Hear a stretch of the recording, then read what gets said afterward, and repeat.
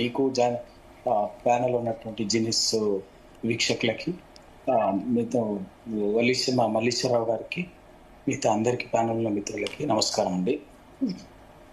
మా కవిత గారు తెలంగాణ జాగృతి అధ్యక్షురాలు, ఎమ్మెల్సీ సోదరి కవిత గారు చేసినటువంటి ఆరోపణలు మిగతాయి ఇవాళ సమాజంలో ఇప్పుడున్నటువంటి పరిస్థితుల్లో నేపథ్యంలో మనం చూస్తూనే ఉన్నాం.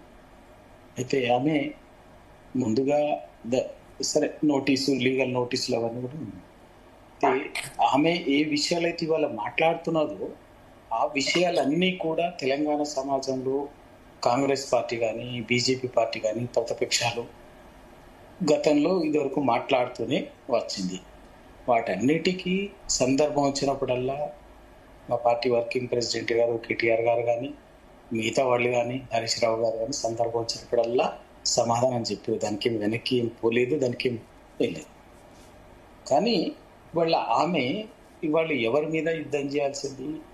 ఇప్పుడు ఆమె ఇవాళ ప్రభుత్వం ప్రజలకు హామీలు ఇచ్చి మోసం చేసింది. ప్రభుత్వం దాదాపు 4 అధికారంలో రాలని కాంగ్రెస్ రేవంత్ రెడ్డి వాటిని ప్రశ్నించాల్సింది పోయి ఇవాళ మళ్ళీ సేమ్ మాట్లాడినటువంటి విషయాలనే తను మాట్లాడుతుండటం అనేది ఆమెకు కూడా నేను అనుకుంటాను అంత గౌరవం అనేది నేను అనుకుంటాను.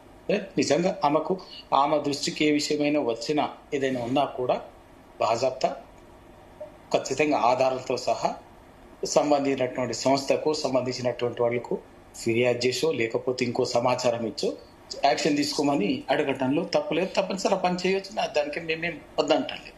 కానీ అది పక్కకు పెట్టి అదే పనిగా టీఆర్ఎస్ పార్టీని, కేసీఆర్ గారిని, కేటీఆర్ గారిని, హరీష్ రావు గారిని, కొందరు నాయకుల్ని టార్గెట్ చేస్తూ మాట్లాడటం అనేది ఎందుకు ఆమెకు తగదు, కరెక్ట్ కాదని అయితే నేను అనుకుంటున్నాను. ఓకే అండి, మల్లేశ్వర్ గారు అనలిస్ట్ ఉన్నారు. మనం